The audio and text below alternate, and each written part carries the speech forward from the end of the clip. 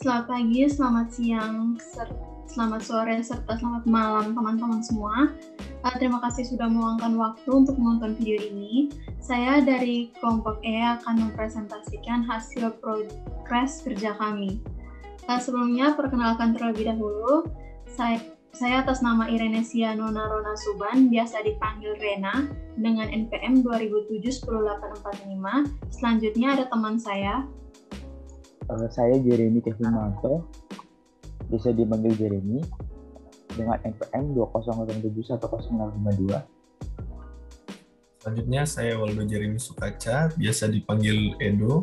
Saya dengan NPM 2007-10859. Baik, topik yang kami ambil di sini adalah alat bantu kesehatan. Selanjutnya aplikasi pembanding yang kami gunakan di sini ada 3, yaitu yang pertama Samsung Health, yang kedua Google Fit, dan yang ketiga ME Fit. Mengapa kami memilih 3 aplikasi ini? Karena menurut kami aplikasi ini mempunyai fungsi yang sama, yaitu mengontrol kegiatan kita sehari-hari untuk menunjang kesehatan. Akan tetapi 3 aplikasi ini memiliki kelebihan dan kekurangannya masing-masing yang akan kami bahas di slide berikutnya.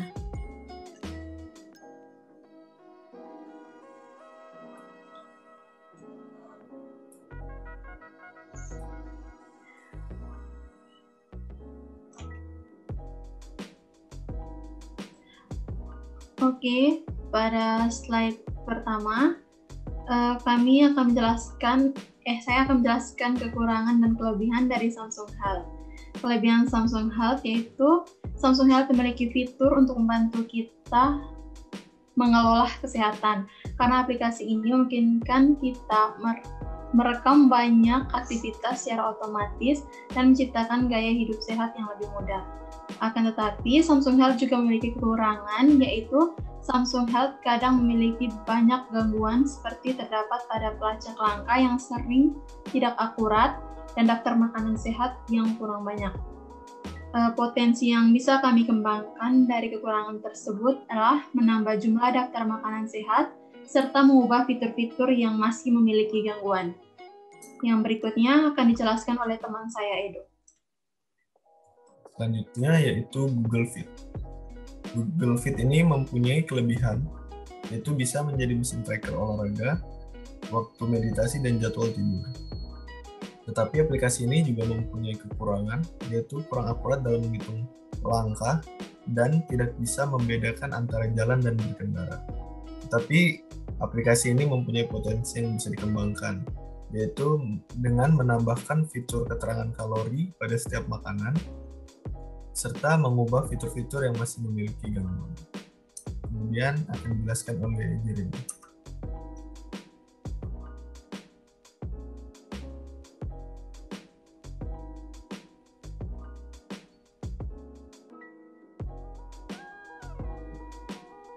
Yang ketiga yaitu aplikasi MeFit. MeFit adalah aplikasi buatan Xiaomi yang dikhususkan untuk pengguna Mi Band. MeFit mempunyai kelebihan. Yang pertama, bisa melacak aktivitas kita, latihan kita, dan mengevaluasi latihan kita, dan juga terdapat banyak video tutorial untuk membuat kita semakin termotivasi dan membantu kita membangun rutinitas sehari-hari dan gaya hidup yang lebih sehat. MeFit juga mempunyai kekurangan, yaitu aplikasi ini sering terjadi error saat melakukan update aplikasi dan pada menu bersepeda perhitungan tidak akurat. Potensi yang bisa kami kembangkan yaitu karena aplikasi ini adalah aplikasi kesehatan, potensi yang bisa kami kembangkan adalah menambahkan beberapa fitur seperti perhitungan kalori makanan yang dimakan, serta mengubah fitur-fitur yang memiliki gangguan.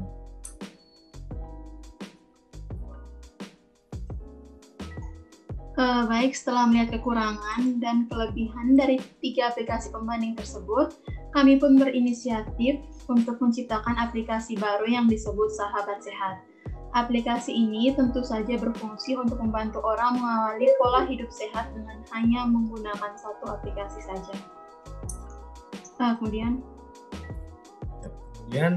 rencana yang dibuat adalah dengan menambahkan fitur seperti berikut. Yang pertama, yaitu fitur untuk mengontrol pola makan dan minum. Yang kedua, fitur untuk mengontrol pola tidur. Yang ketiga, yaitu fitur olahraga. Yang keempat, fitur untuk mengukur tingkat stres. Yang kelima, fitur target harian. Yang keenam, fitur catatan khusus pengguna. Yang ketujuh, fitur clue dan saran. Yang kedelapan, yaitu profile.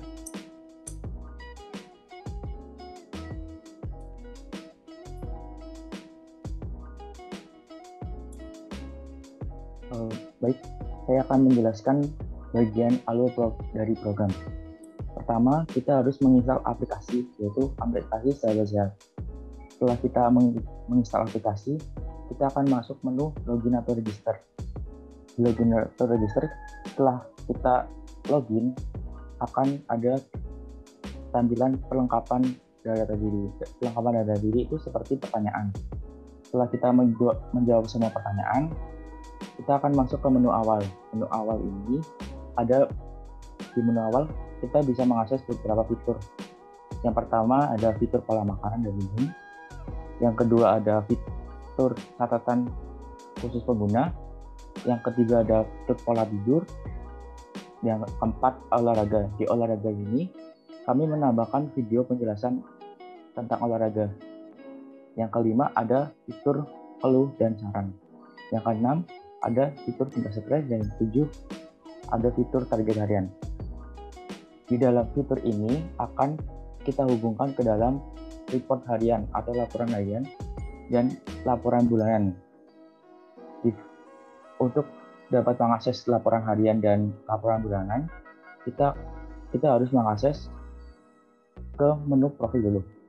Setelah di menu profil ada menu laporan dan menu logout.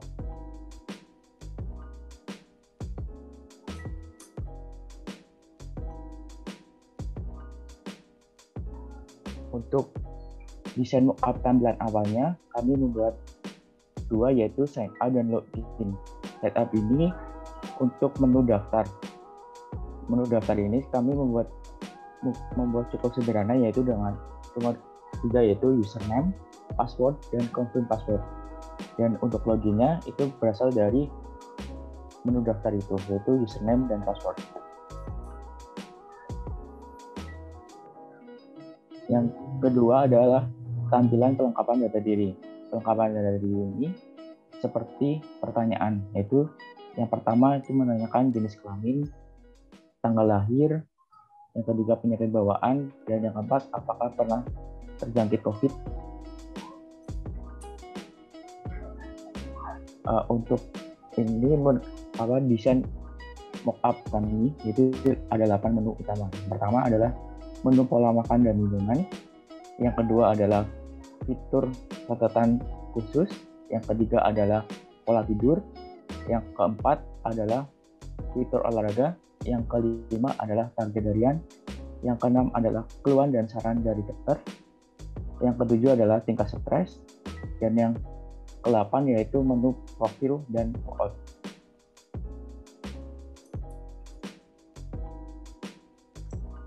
Baik, saya akan menjelaskan fitur yang pertama, yaitu fitur pola makan dan minum.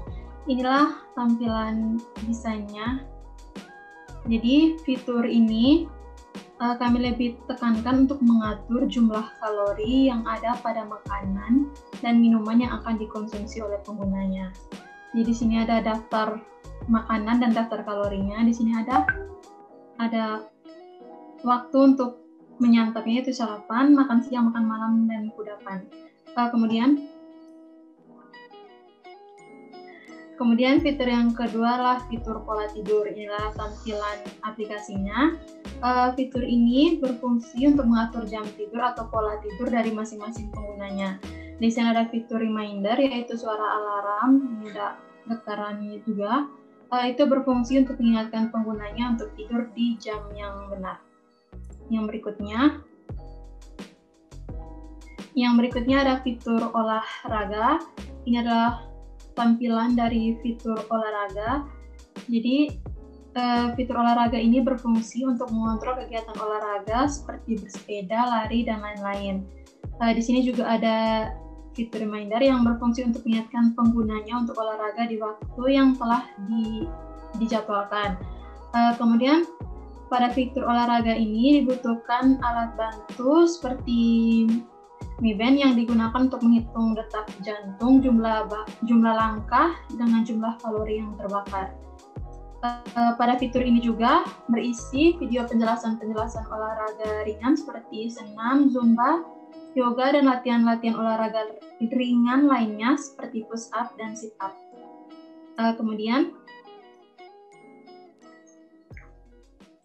Kemudian di sini ada fitur tingkat stres. Fitur ini berfungsi untuk mengukur tingkat stres penggunanya.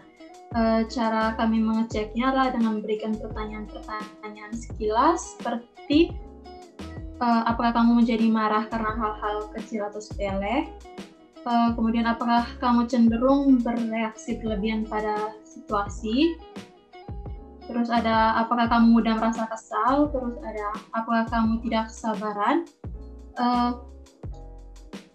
terus cara kami mengukur tingkat stres ini adalah kayak kita menggeser skalanya itu ke tingkatan yang kita rasakan, seperti kalau hijau itu normal dan yang lain-lain. Kemudian hasilnya akan kami lihat dan tampilkan presentasi tingkat stresnya di menu profil. Kemudian yaitu fitur yang kelima, itu target harian. Target harian ini berisi kalori yang kita ingin bakar, yaitu contohnya dari sini yaitu 494 kalori. Ini kita akan set dan akan menjadi target kita setiap harinya. Dan yang keenam yaitu fitur catatan khusus. Catatan khusus ini berguna untuk mencatat target-target kita yang miss atau yang kurang, dan keluhan kita yang kita rasakan pada saat kita berolahraga memakai fitur ini. Kemudian yaitu fitur yang ketujuh, keluhan dan saran. Fitur ini adalah fitur yang berguna untuk konsultasi ke dokter jika kita merasa kurang sehat atau merasa ada yang salah dalam diri kita, kayak kenapa habis olahraga tangan kita selalu sakit atau kram. Itu bisa ditanyakan di sini langsung kepada dokternya melalui fitur ini. Yang kedelapan yaitu fitur profile.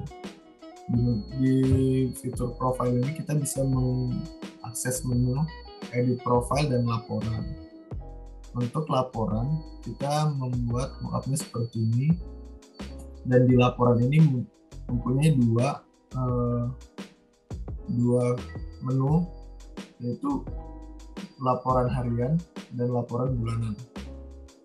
Pada laporan ini terdapat pola makan, laporan pola makan, laporan pola tidur, laporan olahraga, dan tingkat stres. Untuk laporan bulanan semua dikalkulasikan ke dalam bulan. Jadi pola makan rata-rata sekian, pola tidur rata-rata sekian jam, dan olahraga rata-rata sekian kalori terbakar, dan tingkat stresnya juga.